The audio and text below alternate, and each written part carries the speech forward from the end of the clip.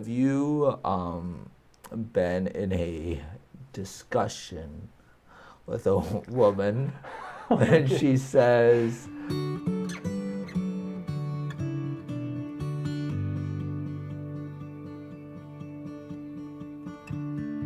part of her argument is it's a woman's intuition as one of her arguing points? I think so.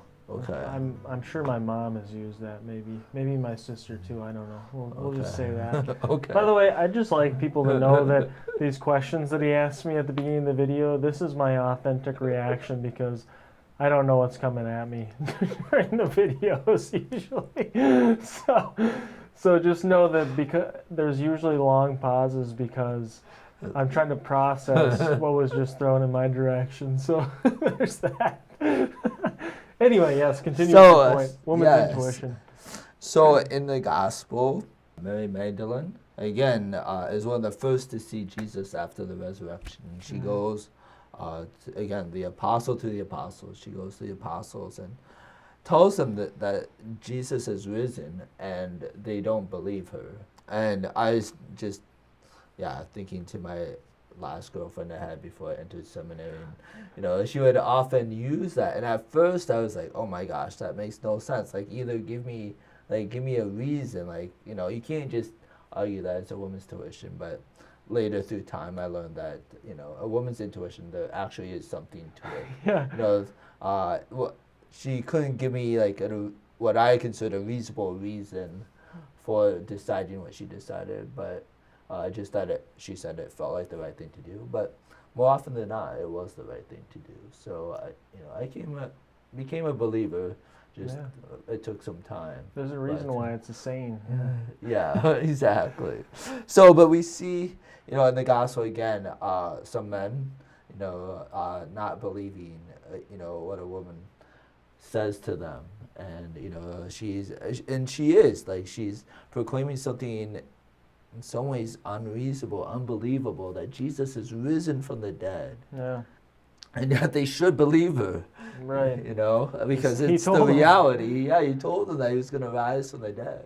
But eventually, they do believe after a while, but not right away. Yeah. In some ways we see something very similar, but maybe a little bit different twist in the first reading. Yeah. You have the Sanhedrin who, it doesn't necessarily say whether or not that they believe that they made a mistake in killing Jesus, but... You're right, they don't. Yeah, it doesn't say that, but they're... more afraid for their job almost, or something. They're trying to cover this thing up because maybe they are feeling a little bit guilty and they know they did something wrong, but instead of admitting they're wrong, they try to cover it up by saying, hey, we don't need to be spreading this news around in all places. And they're starting to realize that they're getting more and more followers, and this could be a big problem for their Jewish tradition, their Jewish roots, if this continues to spread. So they try to put an end to it very quickly by hush-hushing the apostles in the first reading. But Peter and John, they finally say, who are we going to obey? You or God? Right. And of course, they have to proclaim the gospel. They have to proclaim Jesus' resurrection. It's what the Lord is asking them to do. And so they say, we have to obey God, before we obey you.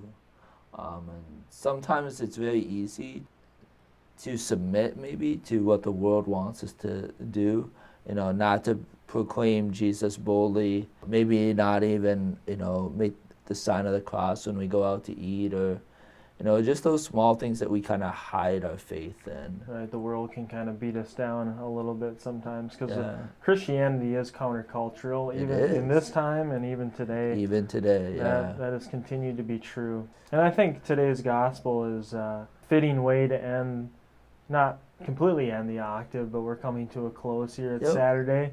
And it gives Mark gives us a really good recap of those three instances, those three encounters that we talked a little bit about in yesterday's video.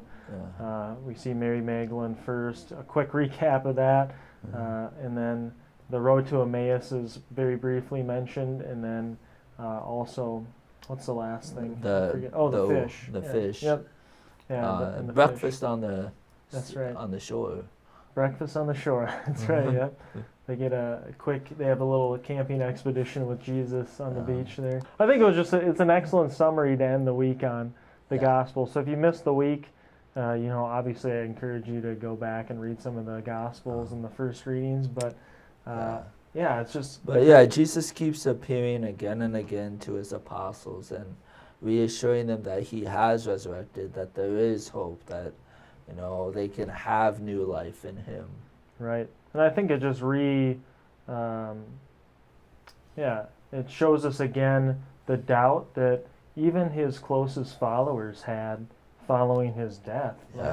I think it's thought that only Mary is the one who held out hope on Holy Saturday, and that's why we celebrate Mary on Saturdays. Often priests will do votive masses for Mary on Saturdays. Very much, yeah. I learned that on my 30 day.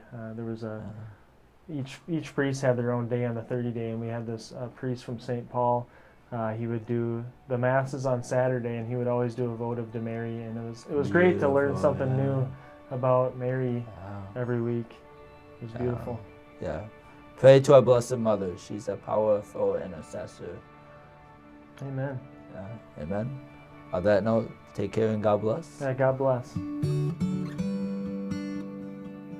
Yeah, speaking of breakfast, our rectory still smells like the bacon we cooked this morning. Yeah, yes. I won half a hog at the St. John Vianney golf outing last summer. There's a lot of meat in the freezer. And so when we got done with Friday morning Mass yesterday, Father very quickly mentioned, hey, it's Friday during the octave, we should celebrate by cooking up some bacon, and we fried about twice as much as we needed. So the rectory smells like bacon now, and so do we a little bit. So breakfast. It wasn't on the shore, but it was a very good breakfast. It was, we did good. Yeah, we did.